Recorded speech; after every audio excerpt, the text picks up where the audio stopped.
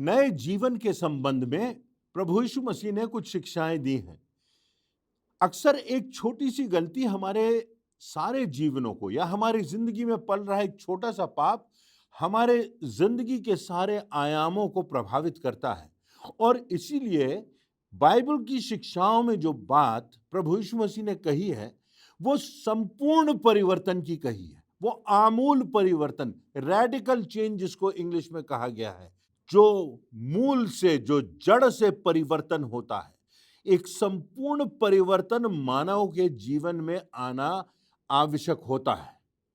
धीरे धीरे परिवर्तित हम नहीं हो पाते और कभी कभी कुछ बच जाता है, और वो एक बची हुई बुराई हमारे सारे जीवन को, हमारी मानसिकता को विषाक्त कर देती है।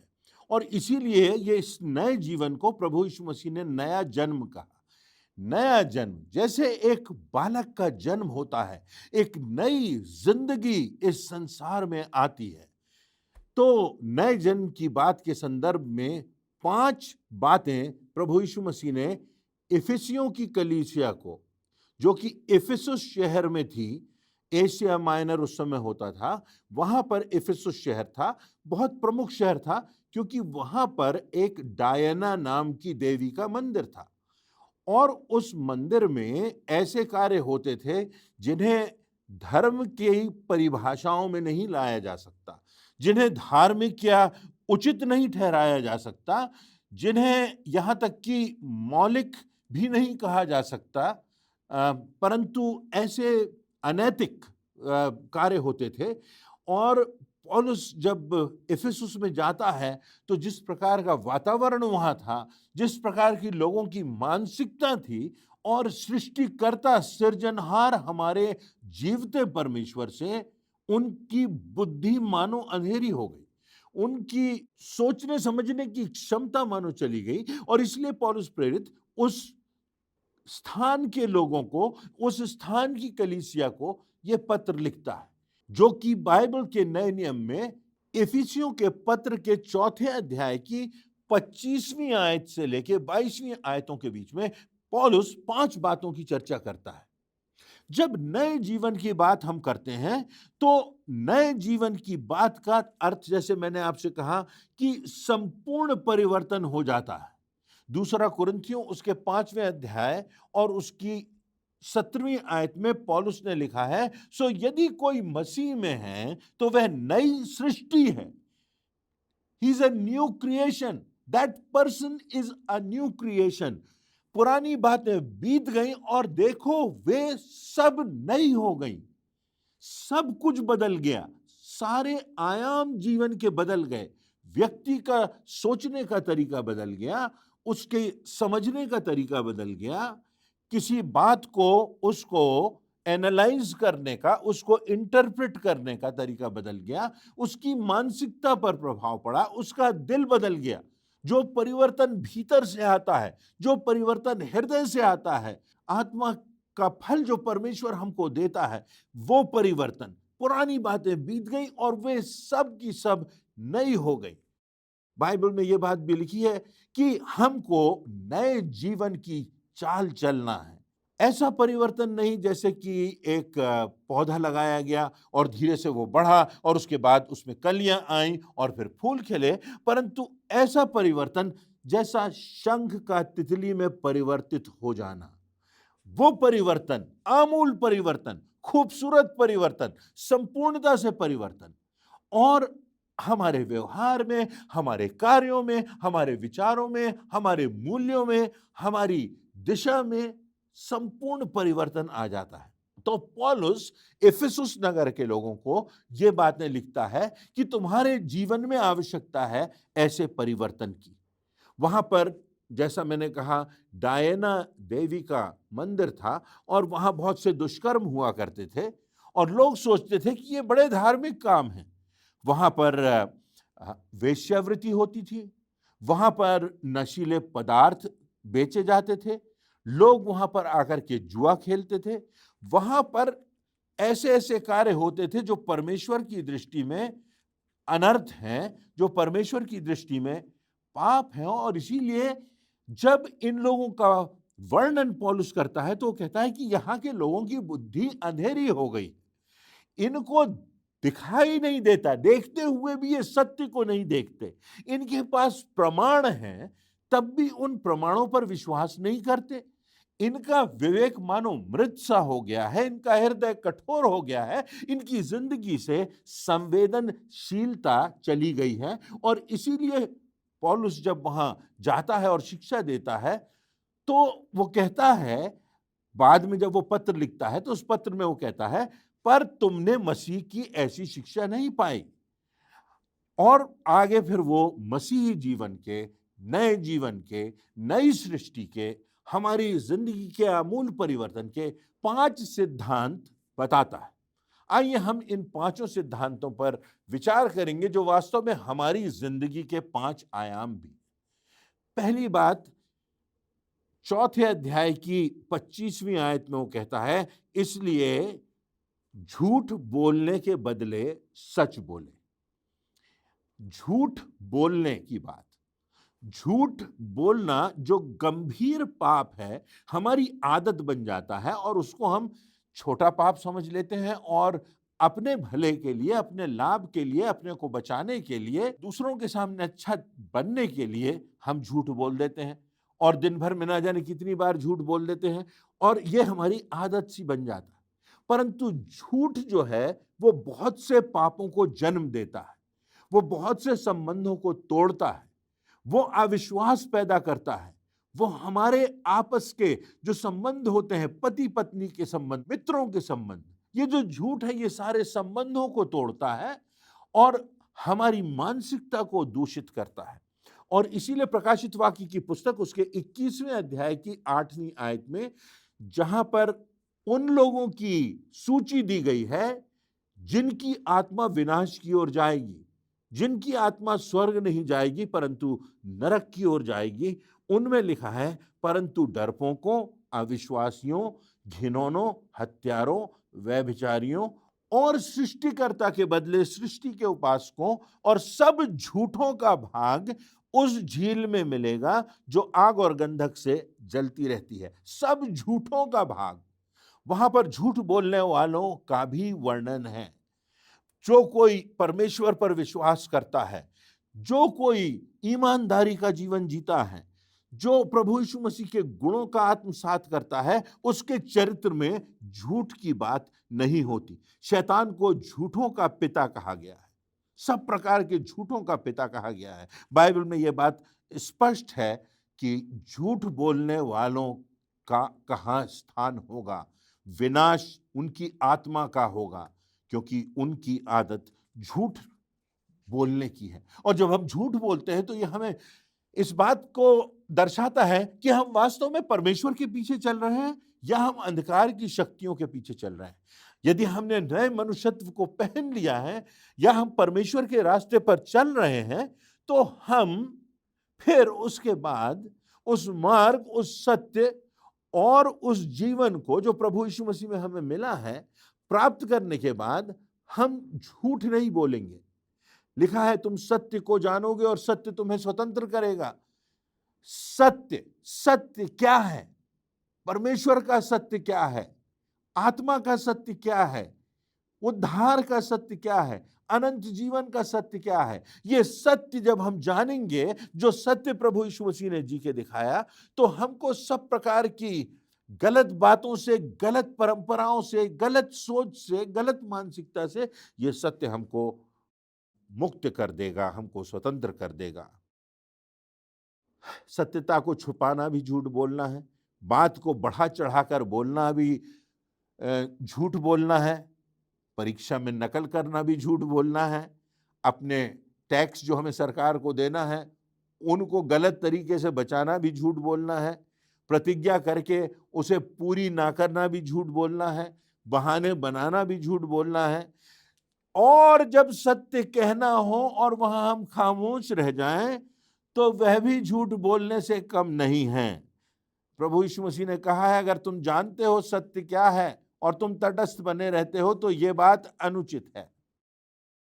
तो पहली बात, हमारी जिंदगी के आयाम में अगर नया जीवन हमें जीना है तो हमको इस झूठ के पाप से बचना होगा, क्योंकि ये झूठ का पाप विनाश का पाप है। और झूठ ना बोलना अर्थात सत्य बोलना, सत्य के मार्ग पर चलना, सत्य को जानना और उस सत्य में जीना। दूसरी बात, इफिसियों के 4 अध्याय की 26वीं आयत में वो कहता है कि क्रोध तो करो पर पाप मत करो। गलत क्रोध करने के बदले वो सही क्रोध करने की बात करता है। देखिए, वो क्रोध को पाप नहीं कहता, परंतु वो कहता है वह क्रोध जिसमें पाप है, वह क्रोध जो हमको नियंत्रित करता है, वो गलत है। तो दूसरी बात जो वो कह रहा है, वो ये कह रहा है कि गलत क्रोध करने के बदले हम सही बात के लिए क्रोध करें। क्रोध तो कोई भी कर सकता है, पर सही समय पर सही बात के लिए सही व्यक्ति से सही शब्दों में सही आवाज से सत्य को प्रकाशित करना, ये सबके बस की बात नहीं होती। और गलत कब हो जाता है? जब क्रोध हमको नियंत्रित करने लगता है, जब हम क्रोध के कारण असंतुलित हो जाते हैं, असंयमित हो जाते हैं, अनबैलेंस्ड हो जाते हैं। ग्रीक भाषा में क्रोध के लिए 3 शब्द आए हैं। एक शब्द है थ्यूमोस, जिसका अर्थ है खौलना, उबलना, बौखलाना, असंतुलित हो जाना। और मैं ग्रीक भाषा की बात इसलिए कर रहा हूं क्योंकि मूल में जो नया नियम लिखा गया था वो ग्रीक भाषा में लिखा गया था। दूसरा शब्द क्रोध के संदर्भ में जो आया है वो पेरिसगिस्मोस है। उसका अर्थ है भीतर से जलन रखना, बैरभाव रखना, कुढ़ते रहना, घुटते रहना, लंबे समय तक किसी से नाराज हुए रहना। बाइबल में लिखा है कि क्रोध तो करो परंतु पाप मत करो, और सूर्य अस्त होने के पहले तुम्हारा क्रोध समाप्त हो जाए। तो दूसरों के लिए गलत सोचना और कुढ़ते रहना, ये भी क्रोध करने की बात है। और तीसरा शब्द जो क्रोध के लिए आया है, पहला थ्यूमोस, दूसरा पेरिसगिस्मोस और तीसरा ऑर्ग। ऑर्ग जो शब्द आया है उसका अर्थ है संतुलन ना खोने वाला क्रोध, अंडर कंट्रोल। जो क्रोध हमें नियंत्रित नहीं करता, परंतु जो हमारे कंट्रोल में है, जो हमारी सीमाओं में है। वो क्रोध जो परमेश्वर के वचन और उसके द्वारा स्थापित मूल्यों के विरोध में व्यक्ति को अपनी बात कहने के लिए प्रेरित करता है। वह क्रोध जो गलत बात को रोकने के लिए, किसी को गलत दिशा में जाने से रोकने के लिए जिसका प्रयोग किया जाता है। तो वो क्रोध जो हमारे अंडर कंट्रोल है, जो माता पिता बच्चे को डांटते हैं, वो असंतुलित नहीं होते, वो बच्चे को सही दिशा देने के लिए कहते ना कि डैडी गुस्सा हो गए, माँ गुस्सा हो गई। गुस्सा होने का अर्थ यह है नाराज हुए क्योंकि बच्चा कुछ गलत कर रहा था। तो पौलुस इसी क्रोध की बात करता है कि ऐसा क्रोध जो तुम्हारे नियंत्रण में है और ऐसा क्रोध जिसको तुम नियंत्रित कर सकते हो, जो तुम्हें नियंत्रित नहीं करता, वो क्रोध जो गलत बात के विरोध में आवाज उठाने की बात है, जो किसी को सुधारने की बात है, वो क्रोध उचित है। तो क्रोध तो करो परंतु पाप मत करो। तो ये दूसरे आयाम की बात है। यदि नए जीवन से संबंधित हम तीसरी बात देखें तो वो है चोरी करने के बदले भले कार्यों के लिए देना। यदि आप देखेंगे इफिसियों का 4 अध्याय जिसका हम अध्ययन कर रहे हैं, उसकी 28वीं आयत में लिखा है, इतना नहीं कि हम चोरी नहीं कर रहे हैं, परंतु चोरी करने के बदले दूसरों की मदद करना। अपने पास कुछ है, अगर हमने परिश्रम से कमाया है और हम दूसरों की मदद कर रहे हैं, तो उसके लिए वो प्रेरित कर रहा है कि चोरी नहीं करना है, परंतु दूसरों की मदद करना है, भले कार्यों में खर्च करना है, भले कार्यों में हमको देना है, अच्छे कामों के लिए हमको अपने स्रोत, अपना धन लगाना है। चोरी नहीं करना है, गलत तरीके से धन नहीं कमाना है, झूठ बोल करके, गलत बातों में, गलत प्रकार की छल कपट की बातों में, गलत प्रकार की रसीदें बनाकर, किसी को धोखा देकर धन कमाना, ये गलत है। परंतु वो कह रहा है कि चोरी करने के बदले यदि हम बांटने लगे तो वो हमारी जिंदगी में बात होना चाहिए। और अगर हम परमेश्वर के लिए दसवांश नहीं देते तो परमेश्वर कहता है कि तुमने डाका डाला है, तुमने चोरी की है, क्योंकि तुम्हें जो अपनी आय का दसवांश परमेश्वर को देना है, दूसरों की भलाई के लिए देना है, तुमने वो नहीं दिया। वो भी एक प्रकार की परमेश्वर की दृष्टि में चोरी है। पहला कुरिन्थियों उसका 6वां अध्याय और उसकी 9वीं और उसकी 10वीं आयत में भी ये बात लिखी है कि अंधेर करने वाले और चोरी करने वाले और पियक्कड़ और गाली देने वाले ये स्वर्ग के राज्य के वारिस नहीं होंगे। क्या तुम नहीं जानते कि ऐसे लोग स्वर्ग के राज्य में प्रवेश नहीं कर सकेंगे? लूका रचित सुसमाचार उसके 14वें अध्याय की 13वीं और 14वीं आयतों में लिखा है, परंतु जब तू भोज करे तो कंगालों, टुंडों, लंगड़ों और अंधों को बुला, तब तू धन्य होगा, क्योंकि उनके पास तुझे बदला देने को कुछ नहीं, परंतु तुझे धर्मियों के जी उठने पर इसका प्रतिफल मिलेगा।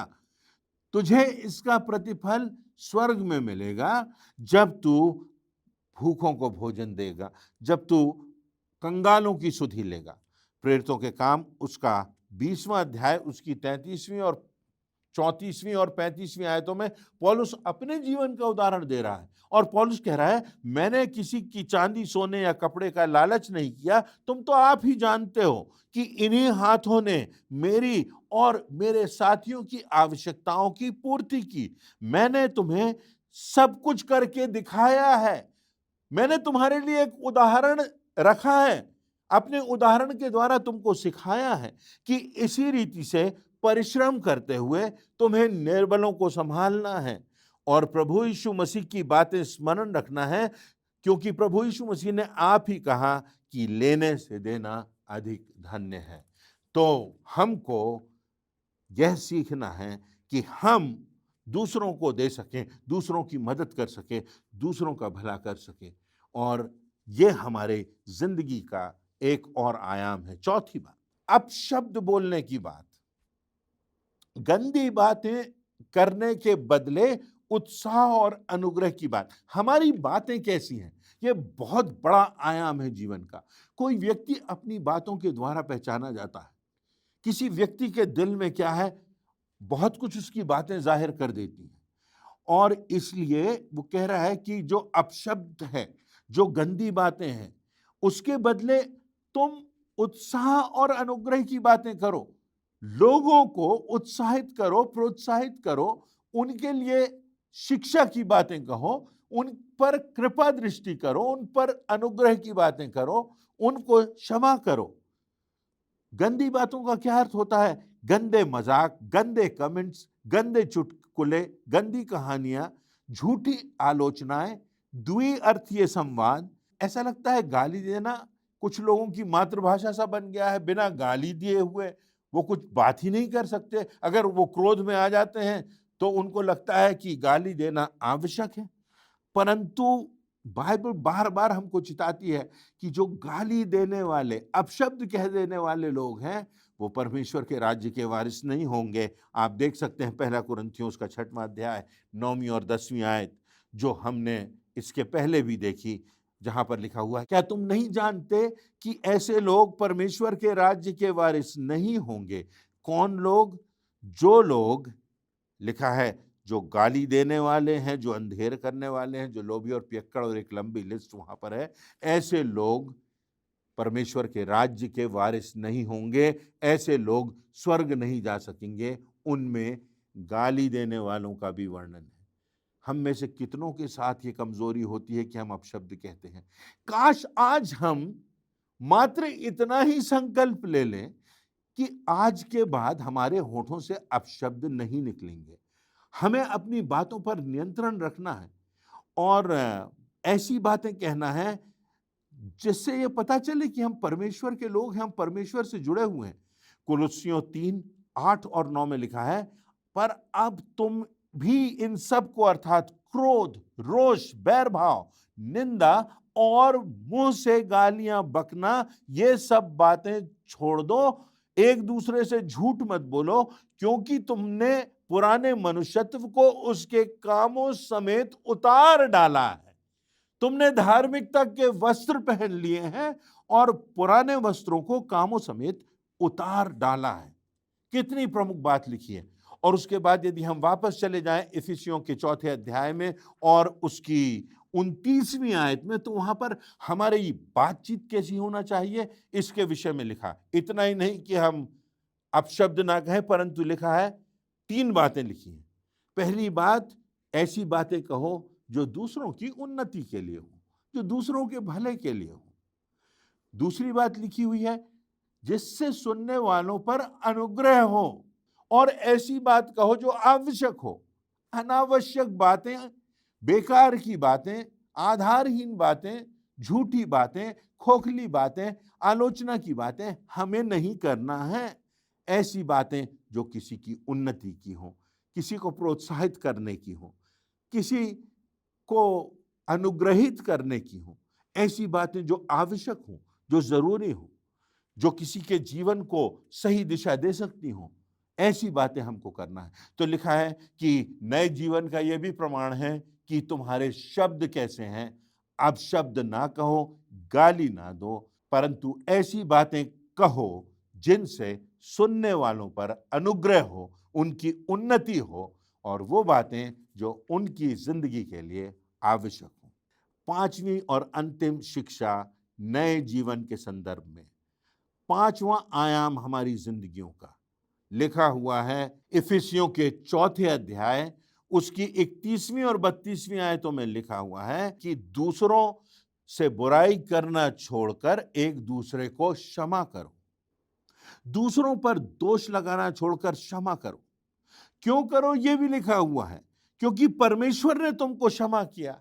परमेश्वर ने तुमको क्षमा करने के लिए एक कीमत चुकाई है, अपने पुत्र प्रभु यीशु मसीह का लहू बहाया है, उसको बलिदान किया है ताकि तुम्हें क्षमा मिल सके। परमेश्वर ने तुम्हें क्षमा किया है। प्रभु यीशु मसीह ने अपने कीमती रक्त से तुम्हारे पापों की कीमत चुकाई है, इसलिए हमें भी दूसरों को क्षमा करना है। हम क्षमा करेंगे दूसरों को तो परमेश्वर हमें क्षमा करेगा। हम दूसरों को क्षमा ना करेंगे तो बाइबल में स्पष्ट लिखा है कि परमेश्वर भी हमें क्षमा नहीं करेगा, और अगर परमेश्वर ने हमें क्षमा नहीं किया तो हमारा उद्धार नहीं होगा, और हमारा उद्धार ना हुआ तो हमारी आत्मा का विनाश होगा।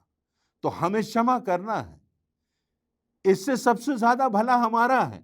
इससे हम कटुता से, ग्लानि से, बुराई से, तनाव से, दुर्भावना से, वैमनस्य से मुक्त होंगे, और तब परमेश्वर की दृष्टि में हम धन्य ठहरेंगे जिसने हमको क्षमा किया, जिसने हमारी खातिर अपना लहू बहा दिया। लिखा हुआ है, जैसे मसीह ने तुम्हारे अपराध क्षमा किए, वैसे तुम भी एक दूसरे के अधर्म को क्षमा करो। तो हमें अगर नई सृष्टि बनना है, हमें अगर नया जीवन जीना है, अगर हमारी जिंदगी में आमूल परिवर्तन लाना है, यदि हमारी जिंदगी में एक ईश्वरीय जिंदगी, एक ईश्वरीय प्रकाश हमारी जिंदगी से दूसरों तक पहुंच सके, हमें इन बातों को गंभीरता से लेना होगा, स्वीकार करना होगा।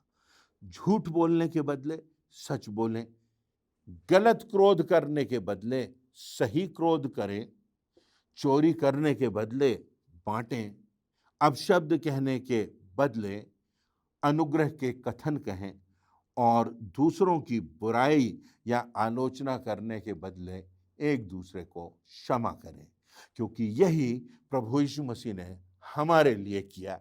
परमेश्वर ने ऐसा व्यवहार हमारे साथ किया, और परमेश्वर चाहता है कि जब हम उसके लोग हैं, जब हम उस पर विश्वास करते हैं, जब हम उसके रास्ते पर चलना चाहते हैं, जब हम अपनी आत्मा का उद्धार चाहते हैं, तो हमें वो नया जन्म लेना होगा, हमें वो नया जीवन प्राप्त करना होगा जिसमें आमूल परिवर्तन हो, जिसमें प्रभु यीशु मसीह की ज्योति दिखाई दे, और जिसमें परमेश्वर का परमेश्वरत्व नजर आए, और हम दूसरों के लिए आशीष का, प्रोत्साहन का, प्रेम का, क्षमा का कारण बन सकें, और ना सिर्फ हम सही मार्ग पर चलें परंतु अपने साथ बहुतों को उस उद्धार के मार्ग पर लेकर के आगे बढ़ सकें।